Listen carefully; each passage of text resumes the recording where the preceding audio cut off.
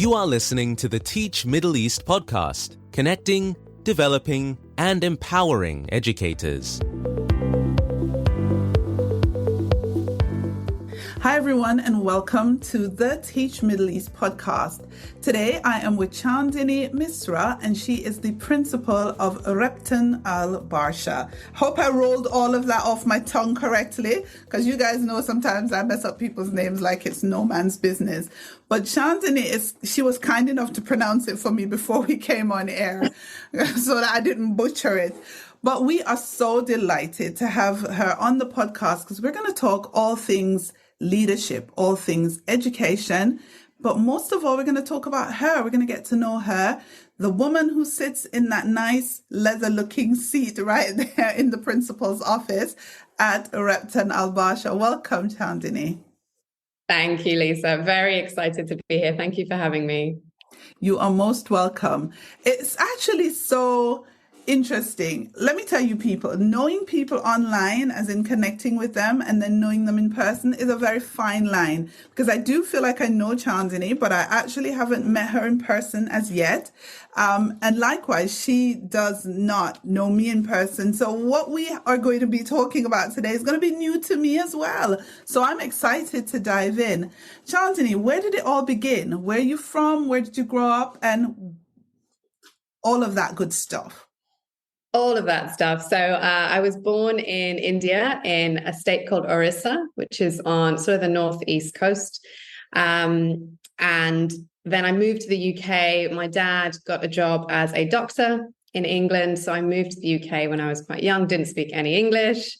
So your classic ELL student in primary school. And but I have spent majority of my life in the UK. Really, really loved the whole sort of cultural transition.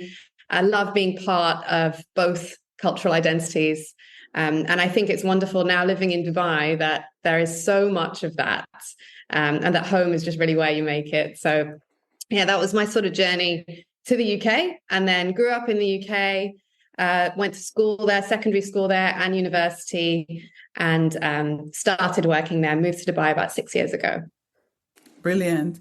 And what part of the UK are you hailing from now that you're both? Yorkshire, so a town called Wakefield, and within that a small village called Murfield. I've lost my northern accent, although it does come back. If I spend a long time back home, it does come back. But yeah, I have unfortunately lost my northern accent now. So it's weird because Wakefield is very close to where my family and I now have a home, in the outskirts of Leeds in a little place called Methley. It's a little village. Yeah, so it's quite close to Pontefract and Castleford, but it's right there in a little corner. So I do know Wakefield quite well, Pinderfield and that area. So yes, not so far.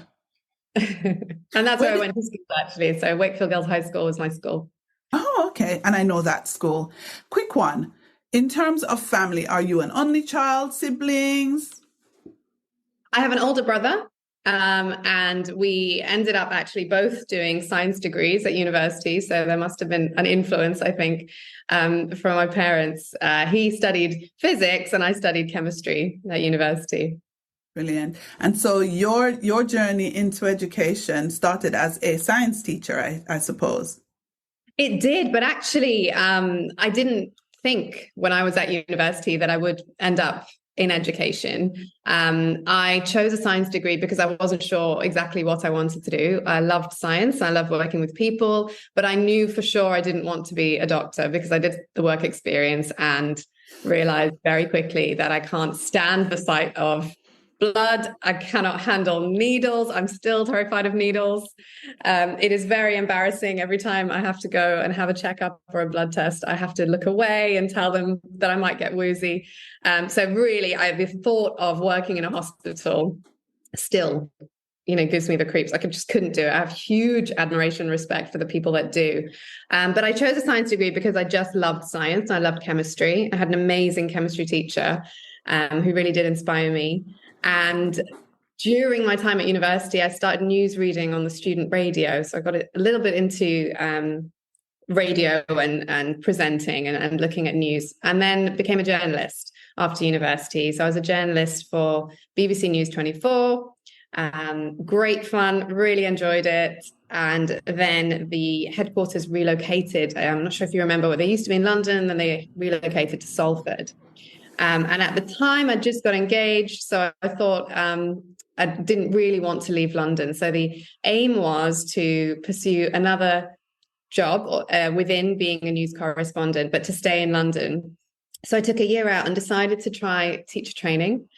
And I really did see it as a finite year. I thought, let me complete my training and then I'm going to go back into my career as a journalist, and just never looked back. From the day that I toured a school and just started interacting with the students, absolutely fell in love. And then I started working in East London in quite a deprived community, but in a city school in London. Absolutely loved it. And I said to my husband about a month in, I said, don't think I'm leaving this. And he said, yeah, I didn't think so. Just absolutely loved it. I've never looked back. Wow. And then what made you make that leap to the United Arab Emirates? Again, it was actually not my own decision. So my husband got a job out here. I was very heavily pregnant at the time. And actually at the time I was really, really in love with the school I was working at. Loved the team, loved the whole school community. So I was actually a bit cross that we were moving to Dubai because it meant I would have to leave that wonderful job. However, then I got here, had my second son, and around 8 months later, started working here. So initially at Jumeirah College, and then later at Repton Al-Barsha. And I must say, I absolutely love it. And for all, it's such a familiar story, isn't it? People come and they think they're only going to be here for a few years, and then there they are 10 years later, not looking to move at all. And it really does. Dubai gets you. It's such a wonderful place to live. And I'm very, very settled here. Brilliant. Quick question though. What's your leadership journey been like? So I know you started off teaching in London. You say teaching chemistry, but talk to me about your journey to leadership. So the school that I was at initially, the school that I trained at in the beginning, had quite a lot of teach first teachers. And if you're familiar with that, the program is very much designed to encourage teachers to go into leadership quite quickly. And the leadership development is a big part of that program.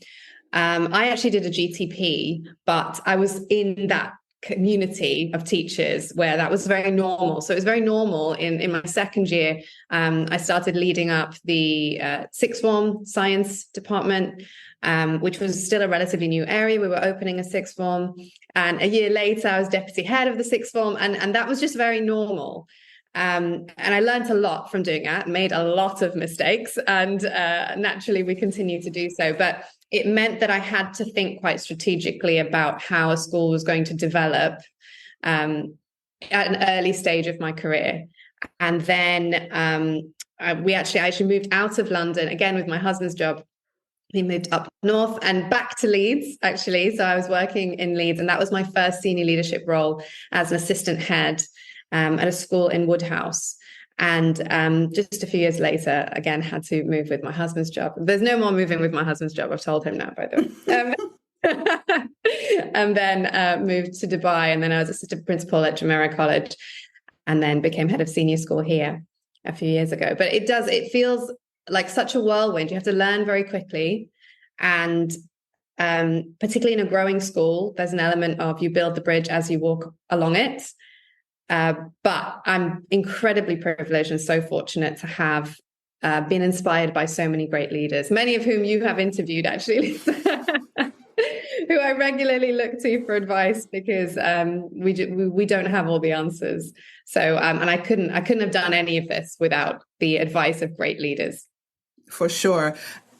So I was a Teach First mentor back in London all those years ago, and there were some incredibly brilliant young teachers that come through that program, some of whom I still keep in contact with, some of whom have gone on to be head teachers in different schools across the UK. So it was, for what it's worth, a really good program. I do know that there were others who kind of left after their 2 years. You know, they were like, okay, 2 years, I'm done. But there were some like yourself who fell in love with, you know, teaching and with education and actually stayed and carried on in that vein. So my question to you is, when it comes to leadership and to, you know, just aspiring, what do you think a key trait is that leaders should have? Just one. Humility. And I think within humility comes so many other aspects, being reflective, being able to really own your mistakes and your successes. And I think with humility, you naturally foster a sense of teamwork and connection, because nobody likes to be around an arrogant person. I certainly don't. But it's tricky because often I think there's been a misconception that, of course, leaders have to be confident, but there's a difference between confidence and arrogance. And as soon as you slip into arrogance, then actually you're not going to take your team with you. And you're not going to have that sort of strong connection and retention of your team, which I think is so important in schools, particularly in places like Dubai, where naturally there is a more movement. When you're building and when you're really trying to establish, particularly for myself as a relatively new principal, it's really important that people understand that I'm willing to make mistakes. I'm willing to reflect on them, and to maintain that humility. So that's one of the ones that I always stick to. Humble leadership is really important to me.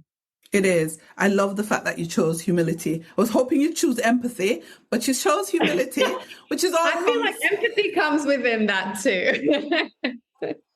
It's all in the same vein. I'll tell you what happens, Chandini, is that a lot of people mistake humility for weakness.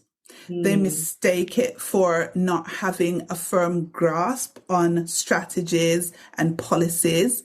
They think if the leader is humble, it gives them an opportunity to overstep their boundaries.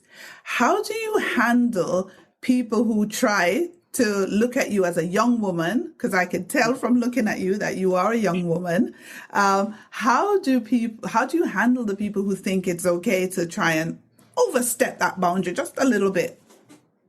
No, it's a really interesting. I'm not getting any younger, but I did get into leadership of schools relatively young, and certainly when we look at school leaders, I'm really inspired when I see other school leaders that have had a similar journey to myself. And there are a lot of assumptions that people can make, and you're absolutely right. And we come across it all the time. And it's not even just to do with my stage as a school leader, where I'm up to. There are people make assumptions about you as soon as they look at you, as soon as they hear you speak. But I think it's about building trust. It's about showing that you have integrity. You have to have difficult conversations as a leader. None of us enjoy having the really difficult ones, but it's part of the remit. But you can still do so by maintaining kindness and humility, empathy. My word. Yeah. And I think that when you do that, very quickly those assumptions fall away. There's a strength in being empathetic. It's not weak to be humble. It's not weak to be vulnerable. In fact, I think it builds more trust. It certainly does. All right, enough about school, Chandini. Enough about education, all the serious stuff. Because this podcast is called Behind the Principal's Desk. So we want to know you. When you take off your blazer and kick off your heels, what do you do to relax? I am a big foodie, as I love cooking and I love exploring authentic places to eat in Dubai. So yes, there are all of the glossy places in Dubai, and I love those too. But I really love seeking out some of the more hidden gems in Dubai. So that's something I really enjoy. And then I love trying to replicate those recipes at home. I love exploring the desert with my family. I have two sons, and we've just recently adopted a dog who also loves obviously being outdoors. So we do really enjoy that. And I just realize every time I do it how unfit I am. So it's my New Year's resolution to start making sure that I stay fit. And then I'm going to lose any shred of street cred that I have, but I was not into creative arts at school. I feel like that's something I got into later in life, but I now I love drawing and painting and cross stitch. I think that's it. The street cred is now gone, but I love cross stitch. Any other fans of cross stitch out there who are school leaders, reach out to me. You lost me at the cross stitch. No, that's not true. I mean, I can respect the thing. I just won't partake. But give it a go, Lisa. I promise you'll like it. I have. But otherwise, obsessed with podcasts as well. I'm always tuned into a podcast. My SLT joked with me about how much I'm saying, have you listened to this? And trying out a new podcast of a variety of genres, and then reading as well. So I used to read a lot more fiction than I do now, but it was all sort of crime and thrillers. That's my go-to genre. What's some of your podcasts apart from Teach Middle East podcast? What are some of your podcasts so people can also tune in? So I listen to the Times news briefing every day. That's my morning while I have time to myself getting ready. I'll have the Times news briefing on, and then I'll usually follow that with a bit of The Economist, any of the free episodes that I can get hold of, and the New Statesman, and then naturally the education-based one. So Mind the Gap is excellent. I used to love Becoming Educated as well, and then the International Schools podcast. But it's so funny because if you look at my Spotify selection of podcasts, I've got all of that, so relatively quite serious podcasts, and then I've got all of my true crime that I love. So Serial, Crazy in Love, I love dipping into that as well. Could be seen as a little bit trashy, but I love it. No, I do love a little bit of true crime as well. To be honest, I do listen to that when I want to switch off. People always think, you have to have one type thing. No, you don't. If I want to really relax, I put on reality TV. And I get deep into it, like, no disrespect. I love a Dubai bling. A Real Housewives. I just do. But I don't think. When I'm watching things like that, I don't think. I just watch and giggle. And sometimes God help him, I get my husband to sit there and watch it with me. And he's like, what is my life right now? Why am I... So I haven't got into reality TV as much, but I have a lot of friends who love it.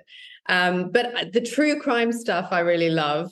And again, my husband has the same reaction. He's like, oh gosh, what is this now that you're delving into?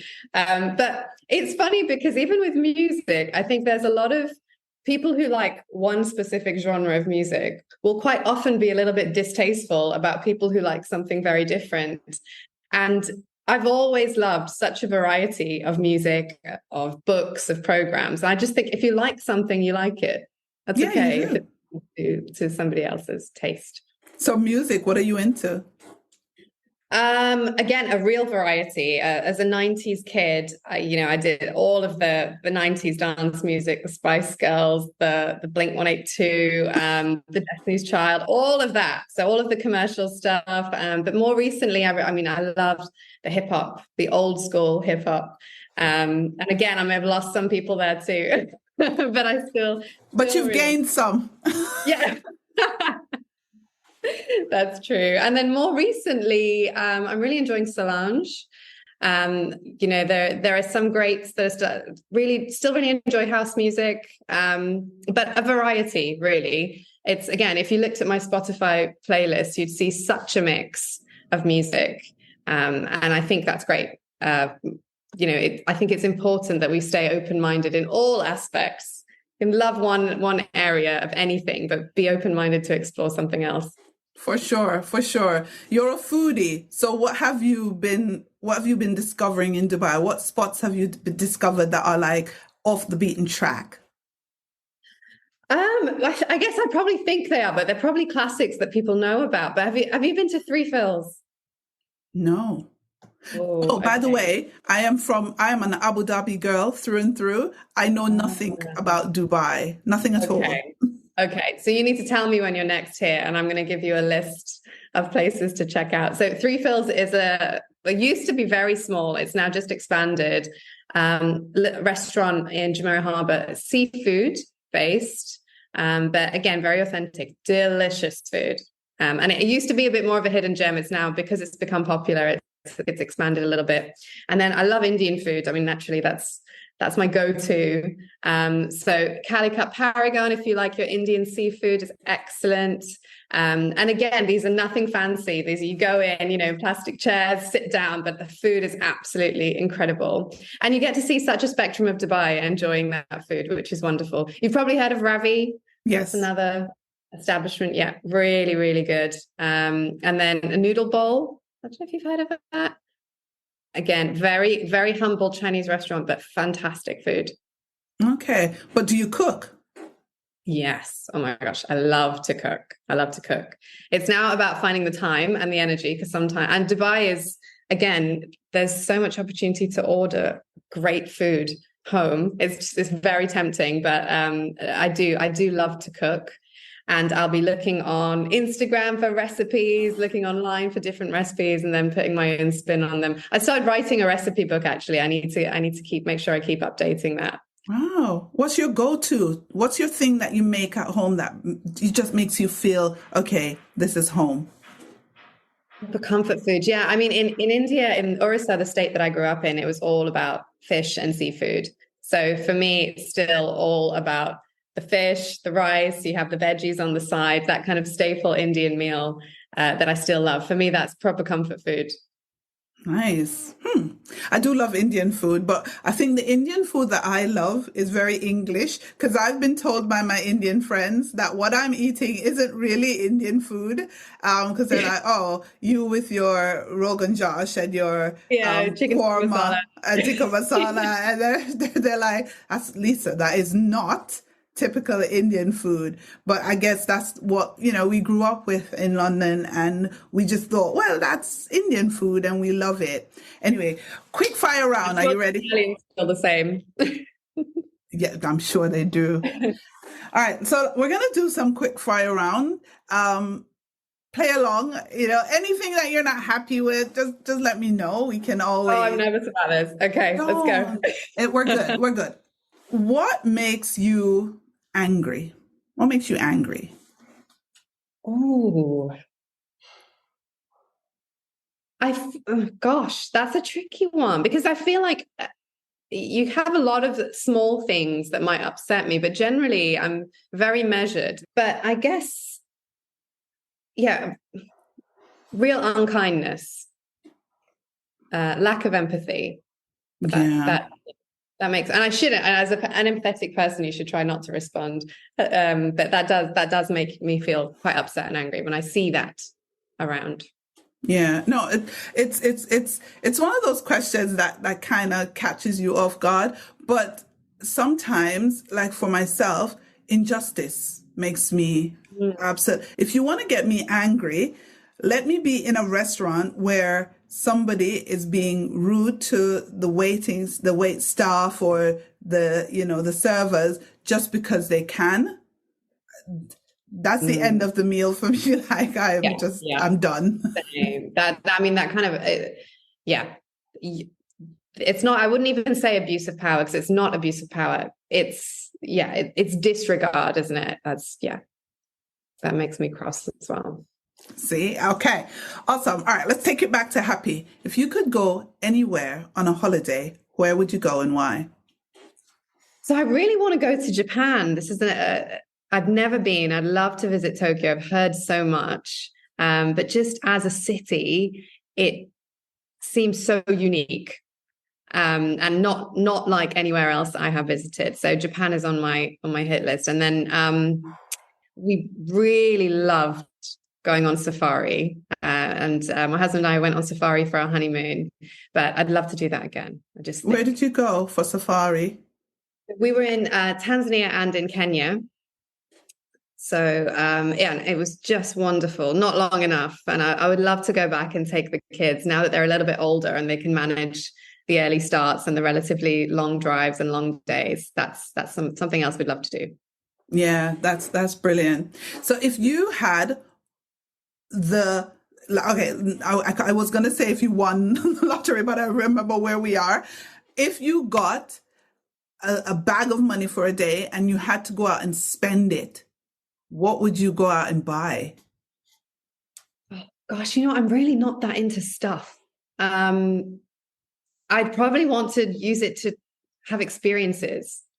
I'm not entirely against trying the skydive. I'm okay with heights. So something like that, a memorable experience. And to be honest, when it comes to birthdays and buying gifts for other people or receiving gifts from other people, I'm all about experiences rather than stuff. I feel like, just not that into things like that anymore. Yeah. Go on a fantastic trip or go and try out an amazing restaurant. That's that sort of thing. Amazing. So just in case your husband listens to this podcast, because we like to drop hints. I was talking to Matthew Burfield from GEMS Founders, the principal of GEMS Founders, and I was saying, you need to take your wife on a holiday. Because just in case she listens, we like to stir things a little bit.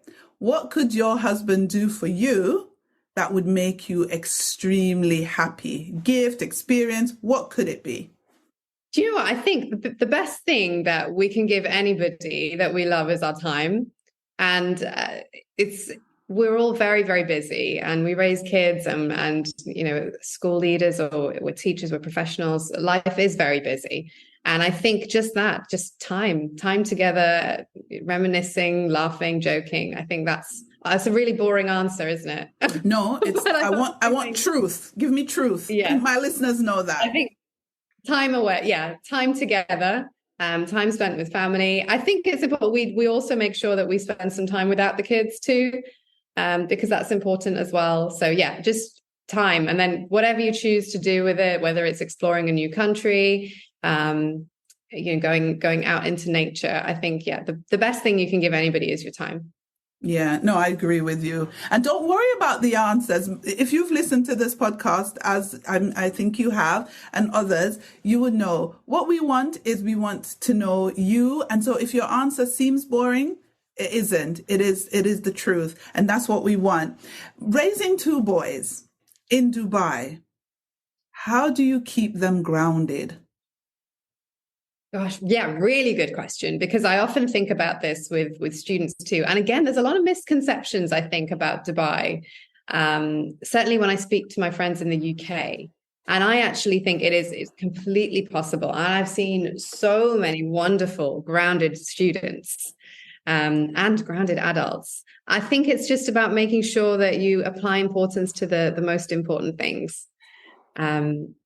There is so much that you can do in Dubai that doesn't have a huge cost attached to it. And there's a lot that you can explore that isn't just the glitz and the glam. But even having said that, children get their values from the adults that they see around them. So I think that's how you manage it, just by making sure that you're also prioritizing the right things, or the right things for you. Because also, let's not judge. People enjoy different things. And luckily, Dubai caters for such a wide range of interests. So just explore them. Yeah, no, you're right. You're so right.